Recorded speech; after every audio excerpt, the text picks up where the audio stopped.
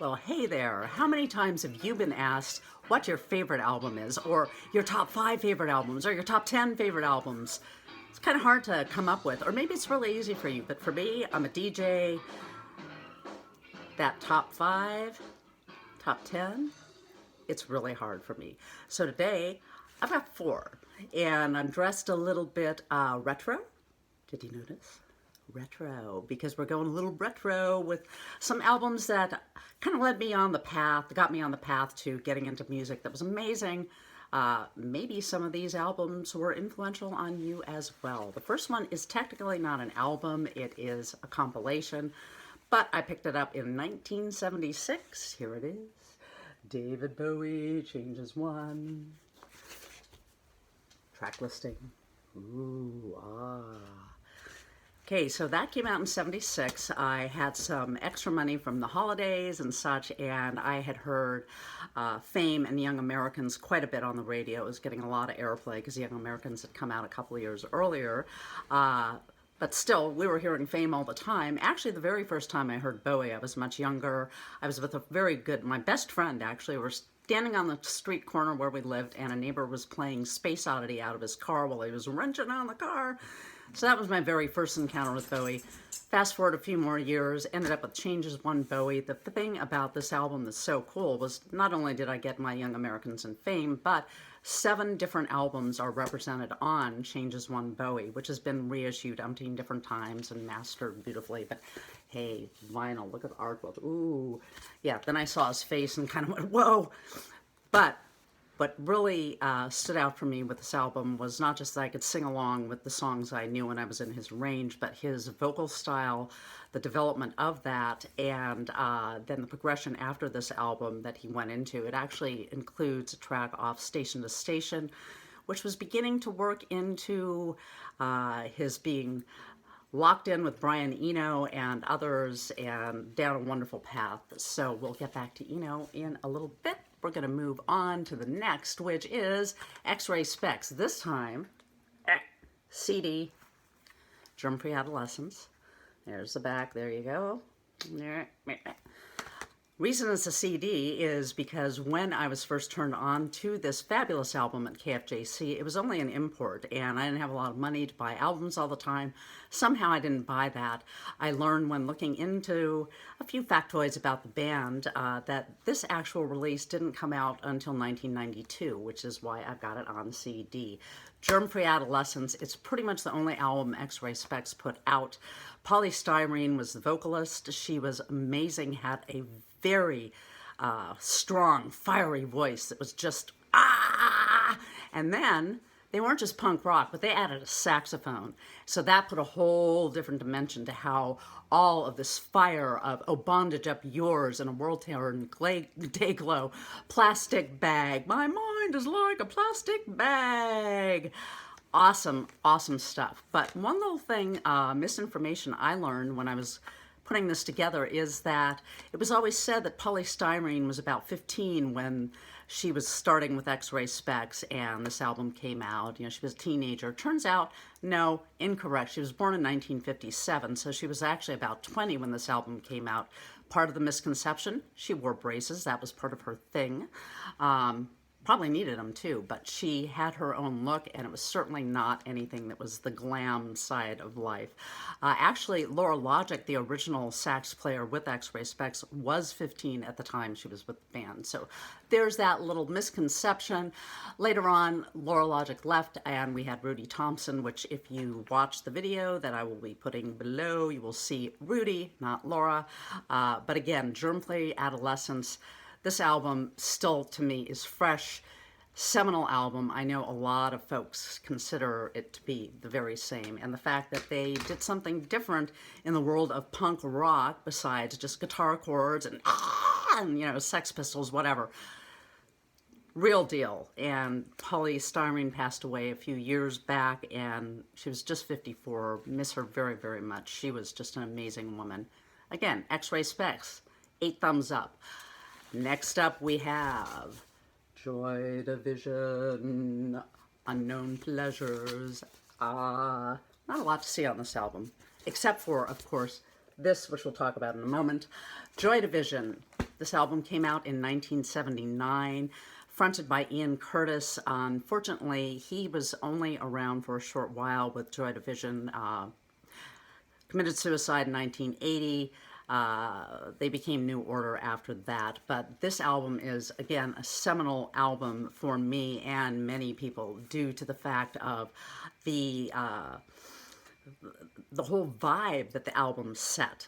Ian Curtis has this very, very dark, but the bass was dark and a little bit grungy, and they had electronics and electronic drums that were also adding to this whole different vibe that now it's considered goth, also post-punk, but at the time it was Joy Division, and they were amazing.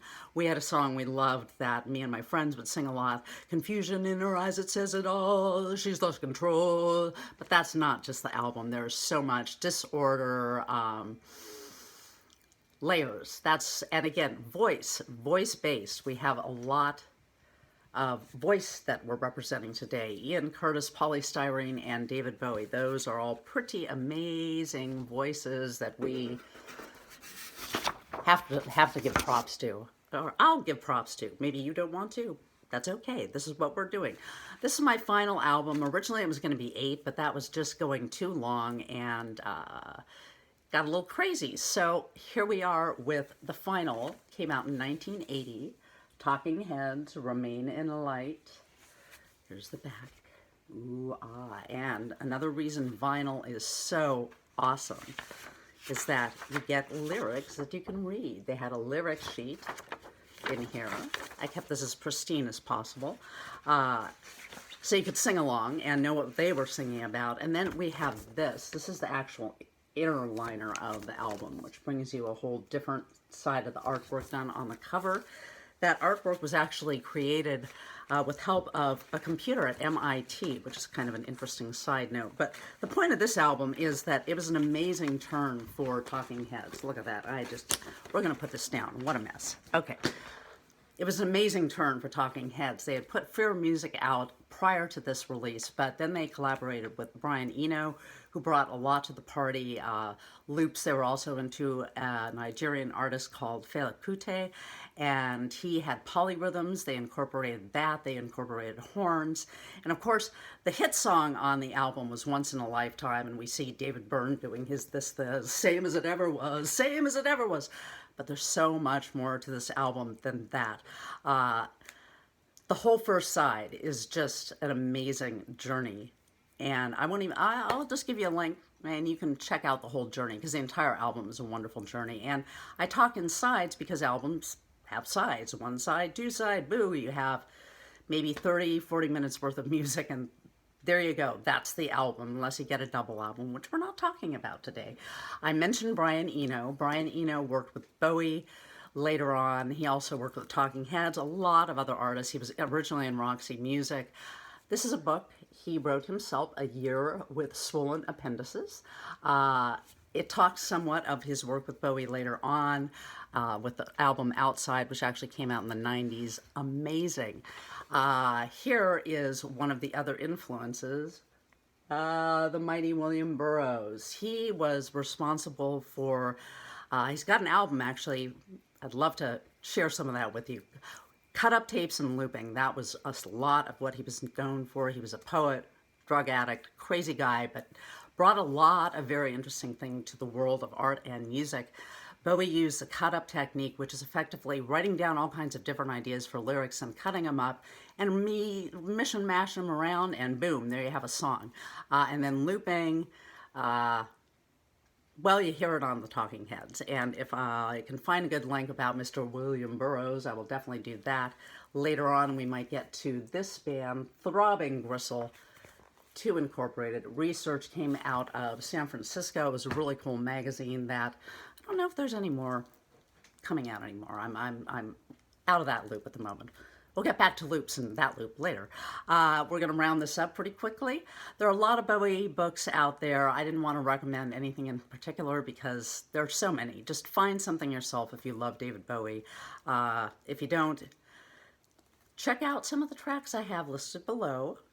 And that way, maybe you'll change your mind, or maybe not. Hey, do you have a favorite top 4? Do you have one favorite album? You can always comment about that below. Comment about these albums, me, my retro style. What do you think, huh?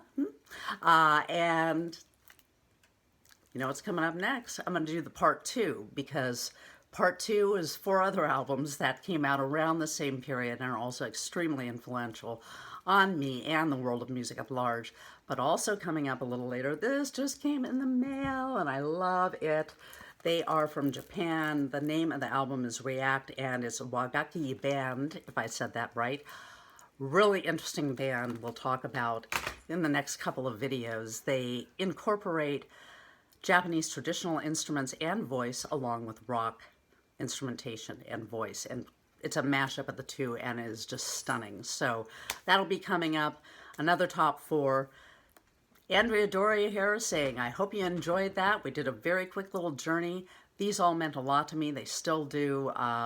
Play them all the time. In fact, it's kind of amazing I can play some of this vinyl. In fact, I think the Bowie one can't be played anymore because I killed it on a turntable. Again, thanks for watching. Thanks for hanging with me. And subscribe. Comment below on anything you'd like to. I'll be back again with those 4 albums and other things coming up as time permits. Trying to get to you once a week. We'll see how we do. It's a small world after all when it comes to music. You have yourself a wonderful whatever you're doing. Signing off.